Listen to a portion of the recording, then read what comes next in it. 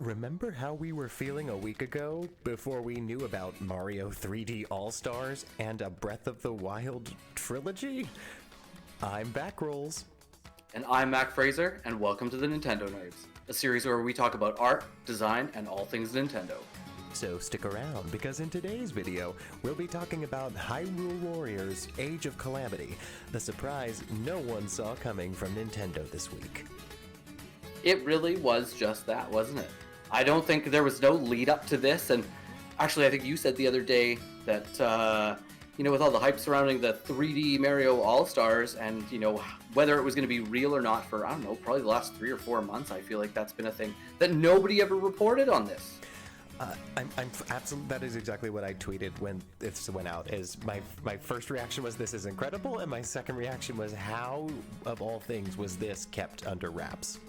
I'm absolutely floored by this. Well, because even Paper Mario, there were some hints that it might be coming before it came, and before Pikmin, I think people kind of knew Pikmin was going to be coming. A lot of these other things, the small or big things that have kind of been announced over the last 6 months, people have kind of gotten wind of or have been talking about so long that they just became real. But this was something that I don't think I ever really thought about, to be honest. There's been plenty of bad news this week, so I needed some good news this week. And there's been between the Xbox news and this, it was like Christmas morning when all of this happened all at once. Yeah, there's a lot to be excited about this week, in all honesty. So this game that came out of nowhere, I'm excited. I am. And you played Hyrule Warriors, the first one, as well, correct? I did. Yeah, I did. I really liked that game. That was one of the few games that I would double dip on for the Switch, and I did. I bought it for the Wii U, played it for quite a while on there, ended up enjoying it quite a bit. And then the thing is, when they released the reissue of it on the Switch, they added in all the DLC and all that stuff in the box. So I figured, you know what? I didn't pay for any of the DLC. This is a game that I could definitely revisit. And I did, and I spent another probably 150 hours in it. I love these kind of Dynasty Warriors hack and slash type games, and Hyrule Warriors was so fun. Isn't that how you pronounce it? Yeah, I think you're right. But I love these games, and the thing is, honestly, Hyrule Warriors was just fan service. It was a love letter to Zelda games in a hack and slash environment, and it was fun. I really enjoyed that. But I've never dabbled in the genre, but this certainly feels like the opportunity, because this feels like something different. It does feel different. One of the things about it, in all honesty, is that if you look at the history of Zelda games and the majority of the games that have come out, very rarely has Nintendo kind of given the reins to someone else to do something. And we have to know that Nintendo is always involved in one way or another. But in terms of the games that fall within Zelda canon, it's very rare that you see other companies take these games on. We had the Oracle games on the Game Boy Color, Four Swords when Link to the Past was re-released, the Minish Cap, all three of those were Capcom, and then we had Triforce Heroes, which was Grezzo and 1UP, I think. So this doesn't happen often. Because the thing is, we were the distinction we need to make about this about a year ago when Brace Yourself Games, the creators of Crypt of the Necrodancer, were creating the Cadence of Hyrule, which is actually still releasing. They actually today released even more on that. So we were actually kind of talking about this a year ago, that they were just starting to be more adventurous with the Zelda IP, but Breath of the Wild getting that treatment, I really did not expect.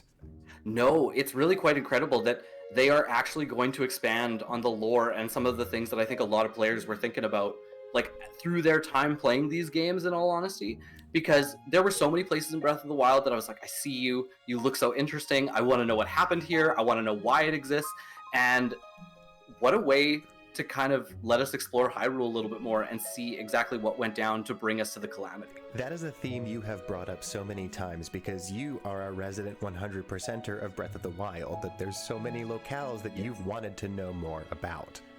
The Forgotten Temple, the Akala Citadel, the one thing that you get about that is you talk to the little NPC that's kind of in front of the broken bridge there, and he tells you that it was Hyrule's last stand against, Calamity Ganon and the Guardians and all of that, and that's kind of where Hyrule fell. And then that was it. You didn't get to go inside. There was no more lore anywhere. No one told you anything else. That was literally all you got. And so it was such a big piece of Breath of the Wild, or the events that ended up leading to what was Breath of the Wild, that we deserve to know more about it. And I think this is a really fun and cool way for us to learn that. And you saying that, like, it gives me chills because I'm gonna be a big nerd about this. Like, that sounds like exactly the kind of final showdown that we're going to see in a game like Age of Calamity. And this is probably going to be the saddest Zelda game we've ever played, because we know how it ends, and it's not well. But the thing is, like, it's kind of a side story, a prelogue to, you know, what was Breath of the Wild, and so I don't think that it has to end in a positive way. It's going to lead us into what led to Breath of the Wild, in all honesty. No, but you have to think there are so many... led with this storyline as a trilogy. You had to do a prequel second. I don't think you could have made the first entry in a Zelda game where Link is going to go to sleep for 100 years and Zelda is trapping Ganon and she has been there for 100 years. You can't exactly end the first game that way. Exactly. But you have to think, like, this brings so many cool new story opportunities and other things for us to learn, even about the champions and about Link and Zelda. One of the things that really hit me today, I thought about this. In Breath of the Wild, you find the Master Sword in the Lost Woods with the Deku Tree. Where did Link get the Master Sword in the first place? 100 years ago. Because that's never explored. In the cutscenes with Zelda, you just see him holding it. They never talk about how he got it, what trial he had to go through to get it, because clearly there was a trial of some sort involved. There had to have been. And not only that, we get to play as all of these characters. We have seen confirmed playing as all of the champions. When I woke up, the first news that I actually saw was a tweet saying I get to play as Urbosa, and I just about I lost my mind trying to find what it was, and it did not take me long to find that it was Hyrule Warriors Age of Calamity, where we're going to get to play as all of these characters. Well, and the thing is, it doesn't stop there. You have to think that we're going back 100 years. There was probably some other major players in the game that were, well, not in the game, I guess, in the story, that were part of what happened in some of these battles, in some of, you know, the conversations that took place, all of these things that maybe weren't around anymore for, you know, the time in which Breath of the Wild took place. Or even you got to think, like, Impa talks to you about having fought at the Great Calamity with you. Okay, so we're going to get to meet an Impa from 100 years ago. What's that going to be like? What's she going to be like? She's probably going to be playable. Like, that is just one of the characters that I could think of in the last Hyrule Warriors. Well, that's exactly it, right? When you look at these Musou games, these Dynasty Warriors type games, I'm sticking with it. These Dynasty Warriors type games, that's the thing. They always have such expansive, like, rosters of characters. Like Hyrule Warriors, I gotta be honest, I probably should have Googled it before we started this to find out exactly how many characters ended up in that game.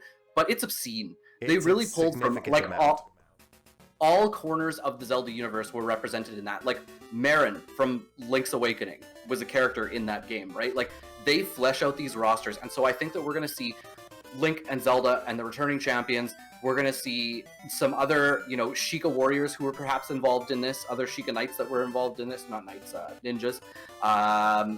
Perhaps other Zora and Goron warriors that were there to help, right? Like, they are going to... the possibilities are endless with this, really. Baby Sidon. Baby Sidon. Honestly, I wouldn't put it past them. There's a good possibility that will probably happen. Tap in on that baby Yoda-ness. But maybe, right? But maybe not. But yeah, and the other thing that really caught me off guard is how good the game looks, and that it looks like Breath of the Wild. And I think that's important. I have to be honest, I think that's important because some of the other, like, Dynasty Warriors type spin-offs, the Hyrule Warriors, Fire Emblem Warriors, and some of these other ones that have happened on other consoles and stuff, sometimes, like, they do a really good job of, like, painting the image of the series that you're supposed to be playing, but sometimes, like, the worlds themselves can feel a little bit hollow or not quite, I don't know, they're just not quite all there. And I think that this one, pulling from Breath of the Wild, using the same art style, really keeping true to what I guess this trilogy is going to be, was really smart play. I think the game looks great. And honestly, some of these cutscenes they showed us, like Rivali flipping over Link's head when they were having a battle of some sorts. Oh, man. Well, in the more extended trailer where they announced that there's going to be a little while longer before Breath of the Wild 2 news, and they also told us that Breath of the Wild team worked directly with Koei Tecmo on this. So Yeah. I think it goes to show that putting in that love and allowing that collaboration, if this plays as well as it looks, I think we're in for something really incredible. Mm-hmm.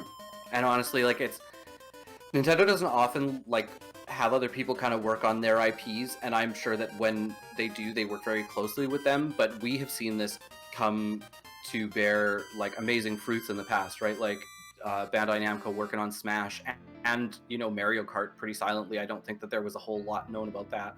But and then you look at Capcom and these previous Zelda games and stuff. This could really open a door to something else for the future. And it would be really interesting to see where the Zelda series could go, because I've always kind of thought about games like this, and you look at some of the previous games that come out, like Breath of the Wild, who doesn't want a side story to that where Sheik is the protagonist and you have to kind of sneak around Hyrule and do things at the same time Link is running through the temples. Yeah, I think that there have been so many opportunities for spin-offs that we could have explored before this, so the fact that we're finally going to get something that's this adventurous and allows for something so cinematic, and it will flesh out the entire Breath of the Wild experience to then be able to go back through Breath of the Wild and have your own gaming experiences of living through the great Calamity battle. I have to be honest, I'm pretty happy that I'm playing through Breath of the Wild now, so everything that I know about it will be fresh in my head for this. Yeah, now I have to go back and play it all over again. Well, folks, as Zelda fans, we're excited. The sequel to Breath of the Wild may be a little while off, but being able to revisit Hyrule and learn more about the events that ultimately led to the Calamity is more than intriguing. Zelda games often have so much ambiguity and leave so much of the lore open to interpretation from players and fans, often leaving us wondering, what is this place? Or what happened here? But from the teaser we've seen, Age of Calamity looks to flesh out some of the history of Hyrule in a new, epic way we've not seen from this series. How have you taken the news? Is this the game you didn't know you always wanted? Have you played the original Hyrule Warriors, or will you be dipping in now that you have this news? We want to hear, so sound off in the comment section below. Thank you so much for watching. For more nerdy content, please make sure to hit that subscribe button. As always, we hope you leave this video ready to pick up a Pro Controller, a paintbrush, or a pen. I'm Backrolls. And I'm Mac Fraser, and this has been the Nintendo Nerds.